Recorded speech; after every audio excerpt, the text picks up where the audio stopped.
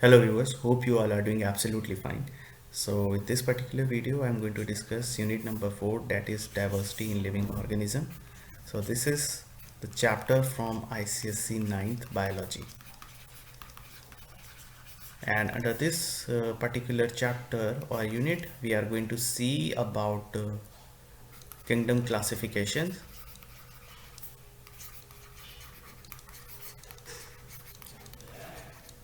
So before coming on to this particular part, I will discuss in this particular video about the diversity and various taxonomic categories. Now, for kingdom classification, some of the parts were already discussed. So the link is shared in the description box.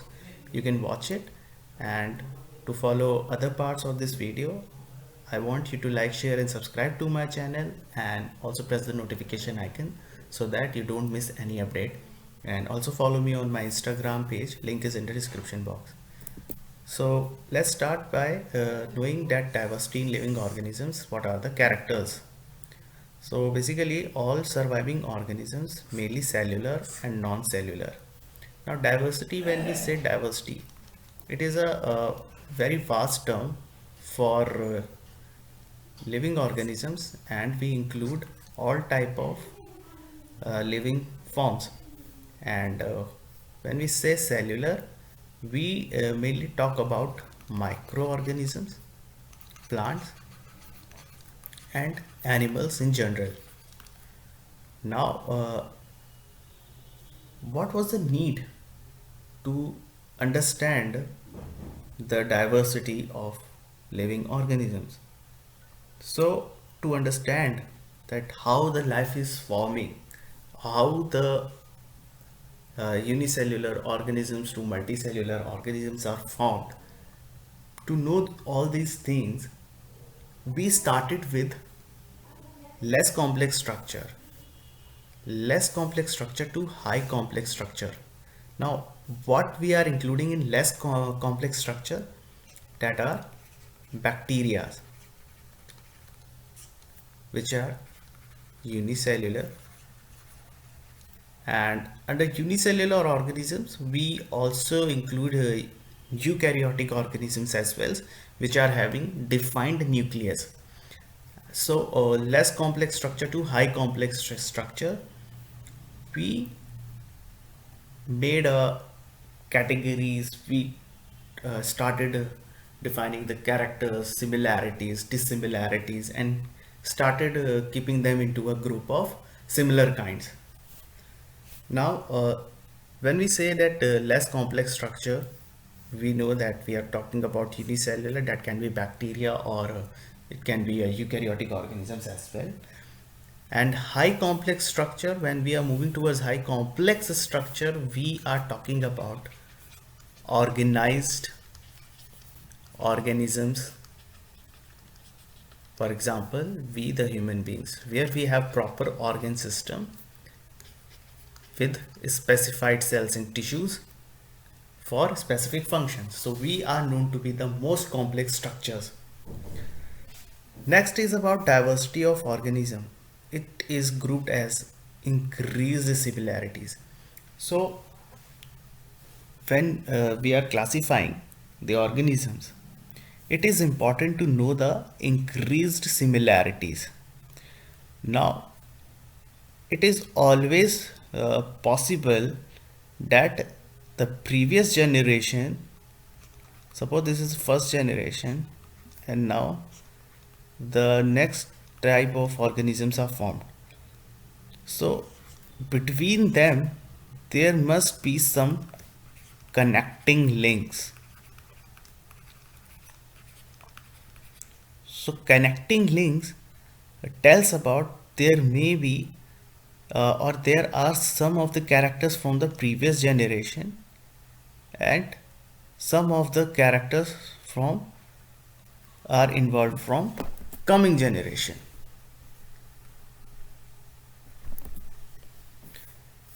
That is the next generation which is going to form. For example, mesokaryotes. So basically mesokaryotes are those which are having proper nucleus in them, but they divide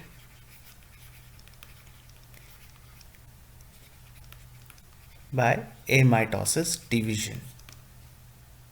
So the amitosis cell division is a division pattern of prokaryotes, and nucleus are present in eukaryotes. So this is how they make a increased similarities, and it is very important for the historic and evolutionary studies that how the life is formed. Next is about the classification of organism is important for systematic study on the basis of identification. Again, this point tells you the same thing about the organisms diverse nature for classification. Like if I say the two organisms, they may be of the same species but they may be reproductively isolated. The two species, they may be having some metabolic activities that may differentiate. The cellular organization in each organism is different. Suppose the cellular organization in human beings is having a different form. Cellular organisms of lions are having a different form. So this is how we are able to identify and placing them into a specific category in a systematic manner to give a systematic output of the studies. Now next we will see about the taxonomic categories. So now taxonomic categories include kingdom, which is the broadest category. Next is the phylum, then class, order, family, genus and species. Now what each of them are. So basically each one of them is a taxon, and they all are taxa. So basically it is a unit of taxonomic category, and the order is from higher to lower category. Higher to lower category, that means the kingdoms are the broadest category and the species are the specific category of the organism. Now let's start with the species. So species is the lowest category.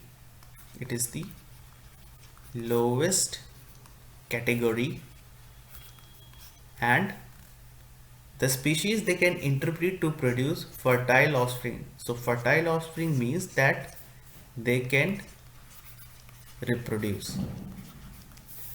For example, sapiens, tigers, lions or leo. So these are the species. The species of human beings, they can interbreed no matter that the human being is Asian, African, they can interbreed to produce fertile offspring. Similarly, tigers and lions, they can produce their fertile offsprings. Next concept is about cross hybrid. So basically cross hybrid is the cross between same genus but different species. Now if the cross will occur between the different species, so what may happen? The sterile offspring may form. That means they are non-reproducing. The offsprings cannot reproduce. For example, mule. So mule is basically the product of male donkey and female horse. Tigon. So tigon is male tiger, female lion.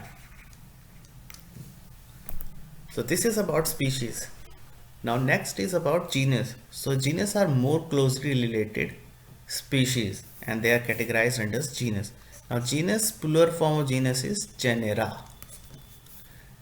Now they are the close related in characteristics, but they cannot interbreed. So earlier here we had seen that tiger and the lions, when they are mating, they are producing sterile offspring. For example, Panthera. So lion and tigress, they belong to same genes, that is Panthera. Next is about family. So family, they are close related genera. Now here what we are going to see, that wild cat and domestic cats. Now wild cats and domestic cats, they share some of the characters of appearance similar, and they both are placed under family Felidae.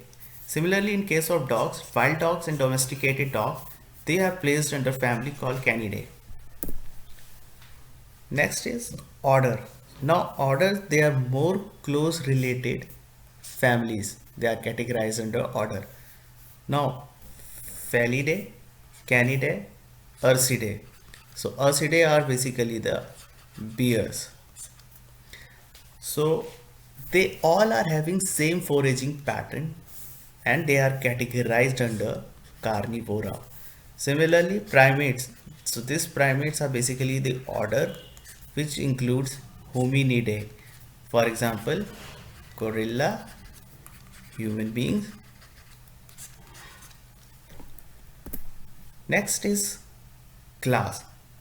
So I started with the species. Now we are moving towards the higher order. That means from ascending order, we are classifying the taxonomic category from ascending order, and we are moving from smallest category towards the higher category. So now under class, what we are seeing, that under mammalia we are including lions, apes, human beings. We are also including whales, bats.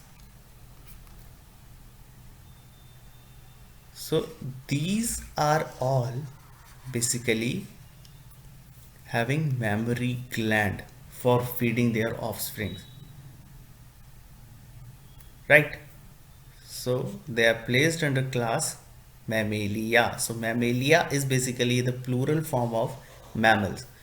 For example, aves, they are the birds, reptile or reptilia, under which we consider crocodiles, turtles.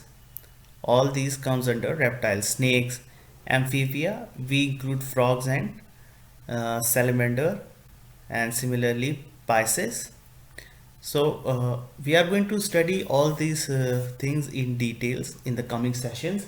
So keep subscribing, keep following my channel, and also don't forget to press notification icon so you never miss any update. Now next is about phylum. So phylum is a more broad term, a more broader category than class, and phylums are basically used for kingdom Mammalia.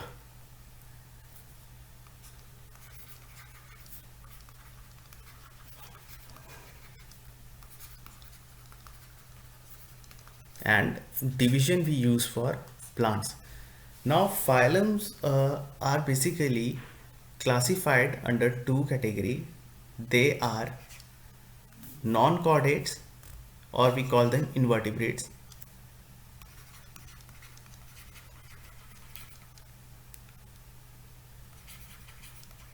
and chordates.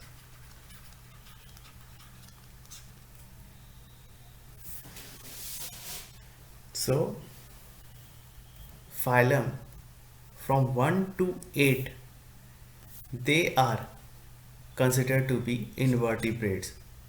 So basically they are total 9 phyla, but 1 to 8 they are invertebrates, and ninth phylum is a vertebrate or chordate.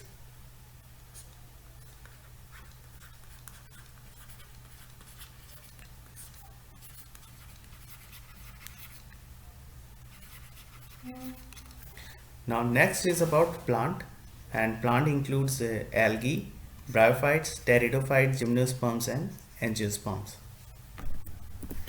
Now next is the broadest category which we are going to discuss in this whole particular unit, that is five kingdom classification, which is given by R.H. Whitaker. And the five kingdoms were Monera, Protista, Fungi, Plantae and Animalia. Now for your quick revision, I am sharing here the mnemonics to easily remember the taxonomic category.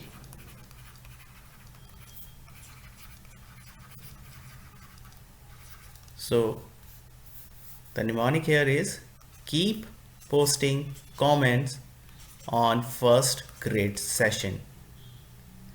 So this is the mnemonic trick for learning these taxonomic categories, where K stands for kingdom, P for phylum, C for class, O for order, F for family, G for genus and S for species.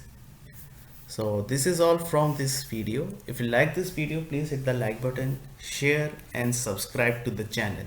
Thank you for watching.